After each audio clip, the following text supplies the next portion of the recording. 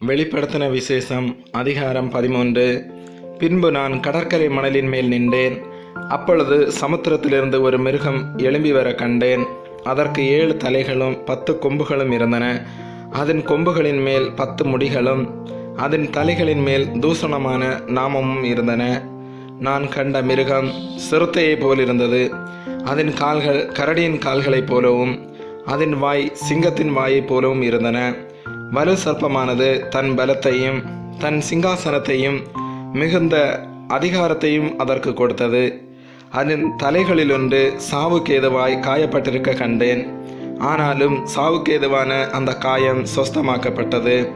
பூமியிலுள்ள யாவரும் ஆச்சரியத்தோடு அந்த மிருகத்தை பின்பற்றி அந்த மிருகத்திற்கு அப்படிப்பட்ட அதிகாரம் கொடுத்த வலு சர்ப்பத்தை வணங்கினார்கள். அல்லாமலும் மிருகத்திற்கு ஒப்பானவன் யார், அதனோடு யுத்தம் பண்ணத்தக்கவன் யார் என்று சொல்லி மிருகத்தையும் வணங்கினார்கள்.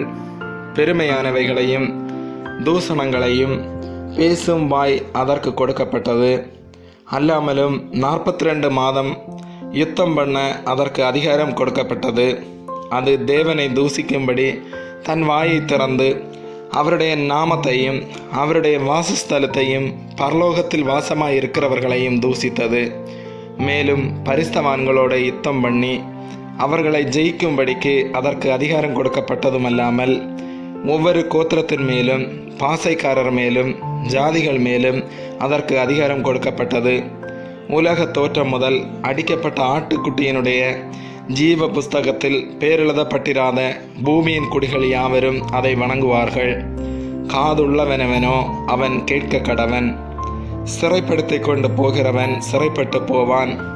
பட்டயத்தினாலே கொல்லுகிறவன் பட்டயத்தினாலே கொல்லப்பட வேண்டும். பரிசுத்தவான்களுடைய பொறுமையும் விசுவாசமும் இதிலே விளங்கும். பின்பு வேறொரு மிருகம் பூமியிலிருந்து எழும்ப கண்டேன். அது ஒரு ஆட்டுக்குட்டிக்கு ஒப்பாக 2 கொம்புகளுடையதாயிருந்து வலு சர்ப்பத்தை போல பேசினது. அது முந்தின மிருகத்தின் அதிகாரம் முழுவதையும் அதன் முன்பாக நடப்பித்து சாவுக்கேதுவான காயமாற சொஸ்தமடைந்த முந்தின மிருகத்தை பூமியின் அதன் குடிகளும் வணங்கும்படி செய்தது. அன்றியும் அது மனுஷருக்கு முன்பாக வானத்திலிருந்து பூமியின் மேல் அக்கினியை இறங்க பண்ணத்தக்கதாக பெரிய அற்புதங்களை நடப்பித்து மிருகத்தின் முன்பாக அந்த அற்புதங்களை செய்யும்படி தனக்கு கொடுக்கப்பட்ட சத்துவத்தினாலே பூமியின் குடிகளை மோசம் போக்கி பட்டயத்தினாலே காயப்பட்டு பிழைத்த மிருகத்திற்கு ஒரு சுரூபம் பண்ண வேண்டும் என்று பூமியின் குடிகளுக்கு சொல்லிட்டு, மேலும் அம்மிருகத்தின் சுரூபம் பேசத்தக்கதாகவும் மிருகத்தின் சுரூபத்தை வணங்காத யாவரையும் கொலை செய்யத்தக்கதாகவும் மிருகத்தின் சுரூபத்திற்கு ஆவியை கொடுக்கும்படி அதற்கு சத்துவம் கொடுக்கப்பட்டது. அது சிறியோர் பெரியோர் ஐஸ்வர்யவான்கள் தரித்திரர் சுயாதீனர் அடிமைகள் இவர்கள் யாவரும் தங்கள் தங்கள் வலது கைகளிலாவது நெற்றிகளிலாவது ஒரு முத்திரையை பெறும்படிக்கும் அந்த மிருகத்தின் முத்திரையாவது அதன் நாமத்தையாவது அதன் நாமத்தின் லெக்கத்தையாவது தரித்து கொள்ளுகிறவன் தவிர வேறொருவனும் கொள்ளவும் விற்கவும் கூடாதபடிக்கும் செய்தது. இதிலே ஞானம் விளங்கும். அந்த மிருகத்தின் லெக்கத்தை புத்தியுடையவன் கணக்கு பார்க்க கடவன். அது மனுஷுடைய இலக்கமாயிருக்கிறது. அதனுடைய இலக்கம் 666. ஆமேன்.